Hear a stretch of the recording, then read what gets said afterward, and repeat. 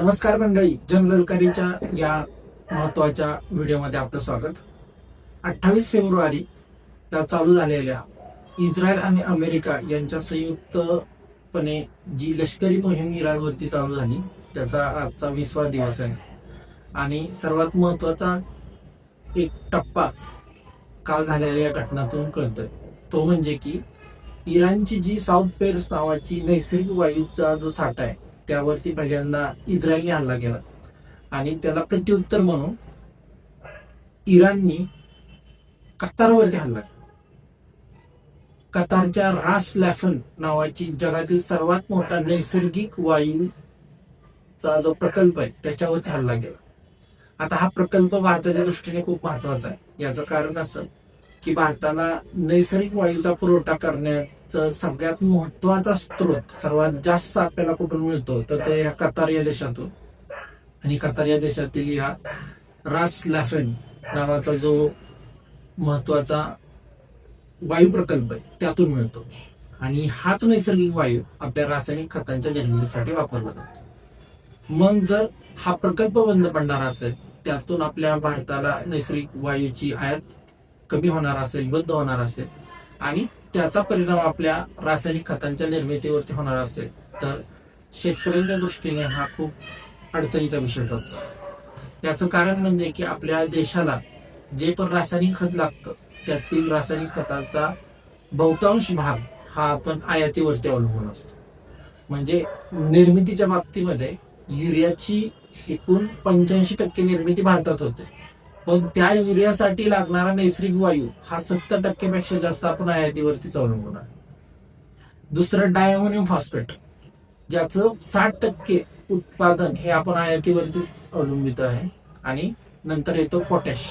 तर पोटॅश म्हणजे जवळपास 100%च आपण आयातीवरती अवलंबून. म्हणजे काय की रासायनिक खतांचा तुटवडा होण्याची शक्यता नाकारता येत नाही. पण सुदैवाने ही युद्ध चालू झालेले की ज्यावेळेस भारतामध्ये सगळीकडे काढणी चालू आहे आणि आपल्या देशाला रासायनिक खतांची गरज जास्त कधी भासते तर ती जून मध्ये, जेव्हा मान्सूनचं आगमन होतं आणि पेरणी करायची असते, पिकांची लागवड करायची असते त्यावेळेस. म्हणजे अजून आपल्याकडे 2 ते 2.5 महिने आहेत हा पुरवठा पूर्वत होण्यासाठी किंवा याला पर्याय म्हणून आपण काय शोधू शकतो यासाठी. तत्पूर्वी आपण रासायनिक खतांची भारतीय शेतीसाठी किती आवश्यकता आहे आणि त्याची गरज आपण कशी भागवतो याकडे थोडंसं लक्ष देऊया. भारतामध्ये वर्षाकाठी 60 दशलक्ष टन एवढं रासायनिक खतांची आपल्याला गरज आहे. आता हे किती आहे तर 1970ला फक्त 3 दशलक्ष टन होतं, तर आता ती मागणी वाढून किंवा ती गरज वाढून 60 दशलक्ष टनापर्यंत गेली. आणि जर सामान्य भाषेत बोलायचं झालं तर प्रति हेक्टरी 135 किलो आपल्याला रासायनिक खत लागतं.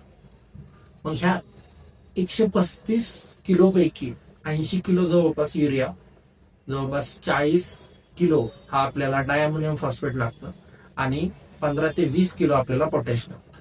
आणि या 3 महत्वाच्या खतांची गरज आपण आयातीवरती अवलंबून आहे. मग याचा परिणाम काय होणार आहे आपल्यावरती तर ज्या ज्या ठिकाणी आपण आयात करतो त्यातून मिळणारी आपल्याला रासायनिक खतांचा पुरवठा जर विस्कळीत झाला तर त्याचा प्रत्यक्ष परिणाम सुरुवातीला त्या खतांचे भाववाढीवरती आणि नंतरच्या काळामध्ये रासायनिक खतांचा तुटवडा यावरती होतो. आता जसं हे युद्ध चालू झालंय तसं आफ्रिकेमध्ये, युरोपियन युनियनमध्ये सर्वच ठिकाणी जवळपास 20% पेक्षा जास्त युरियाची किमती वाढलेल्या आहेत. भारतामध्ये तशा किमती वाढलेल्या नाहीत. याचं कारण म्हणजे की भारतामध्ये खतांना दिले जाणारं मोठं अनुदान. एकूण दरवर्षी भारत हा 1.7 म्हणजे 1,70,000 कोटी एवढं आपण अनुदान देतो.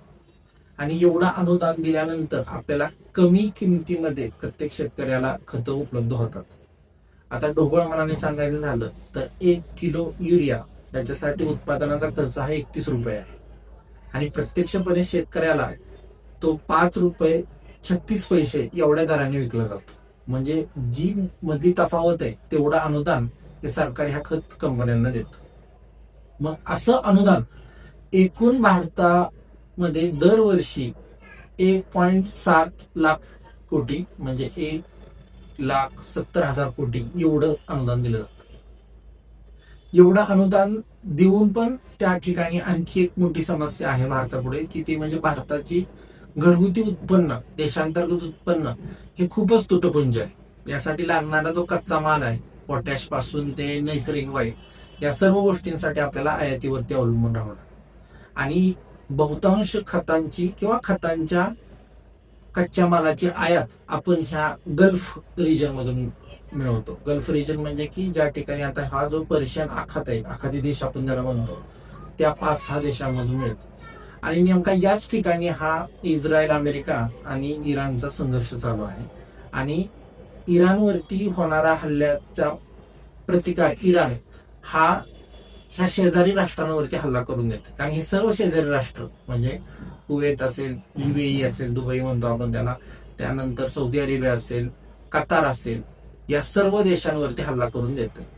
कालच एकाच दिवशी इराणने ह्या 5-6 देशांमध्ये हल्ला केला. Israel, Saudi Arabia, Qatar, Kuwait, UAE. मग यातील सगळ्यात महत्वपूर्ण भाग म्हणजे काय, तो म्हणजे की हा जो साऊथ पेर्स नावाची जी नैसर्गिक वायूची साठा आहे, तो कतार आणि इराण या 2 देशांमध्ये त्यांची संयुक्त असं त्याच्या उत्पादन असतं. संयुक्तपणे तो शेअर केलेला आहे. कारण तो भूअंतर्गत एकत्रच आहे. त्यातला काही भाग हा कतारकडे आहे आणि काही भाग हा इराणकडे आहे. मग जो भाग इराणकडे आहे त्या भागावरती इस्रायलने हल्ला केला. त्याला प्रत्युत्तर म्हणून इराणनी जो भाग कतारकडे आहे त्या ठिकाणी हल्ला केला. आणि रास लॅफन नावाचा हे सगळ्यात जगातील सर्वात मोठा नैसर्गिक वायूचा प्रकल्प, यावरती तो हल्ला केला.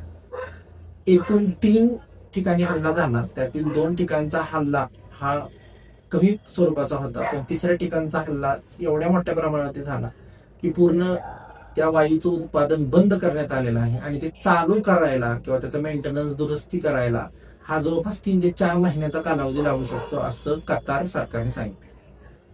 हा हल्ला झाल्यानंतर कतारनी ह्या सर्व बाबतीत सर्व माहिती ही जगापुढे तर मांडलीच, पण सगळ्यात महत्वाचं त्यांचा जो मित्र राष्ट्र आहे अमेरिकेला ते सांगितलं. अमेरिकेने तात्काळ एक स्टेटमेंट दिलं, म्हणजे त्यांचे राष्ट्राध्यक्ष डोनाल्ड ट्रम्प यांनी, आणि त्यांनी सांगितलं की इस्रायलनी आमच्या परस्परच इराणवरती हल्ला केला आणि इराणनी प्रत्युत्तर देताना कसलाही विचार न करता कतारवरती तो हल्ला केला. यातून जी परिस्थिती निर्माण झाली याचा परिणाम हा जगाला भोगावा लागणार आहे. आणि मग इथून पुढे जर इराणने असा काही हल्ला केला तर आम्ही पूर्णपणे इराण बेचिराख करू किंवा त्यामध्ये मोठ्या प्रमाणात हल्ला करू, असं स्टेटमेंट डोनाल्ड ट्रम्प यांनी दिलं.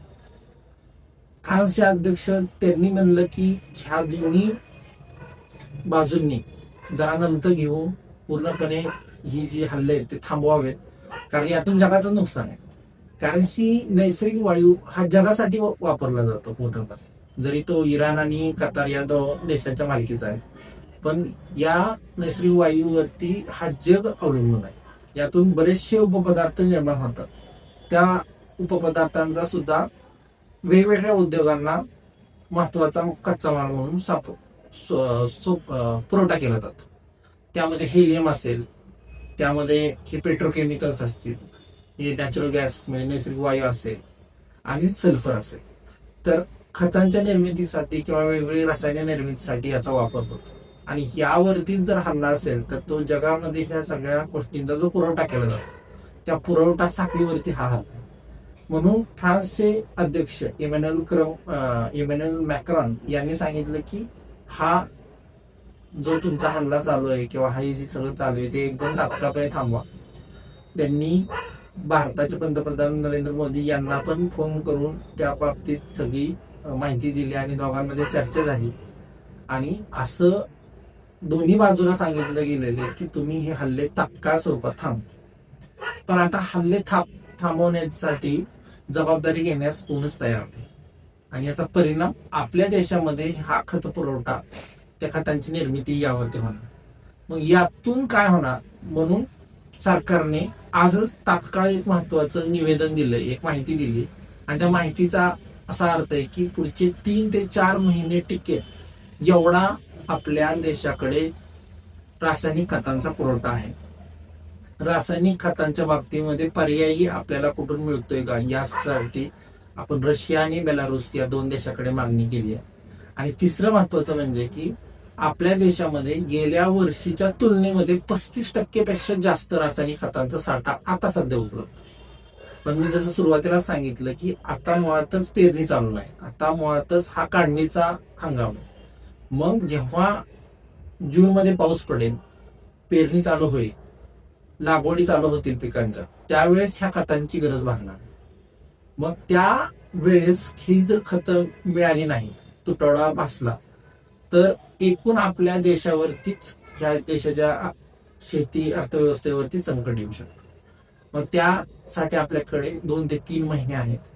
लवकरच आपल्याला त्याचा पर्याय शोधावा लागेल आणि आखाती देशांवरती अवलंबून राहणं आता पूर्णपणे अडचणीचं आहे, जोखमीचं आहे.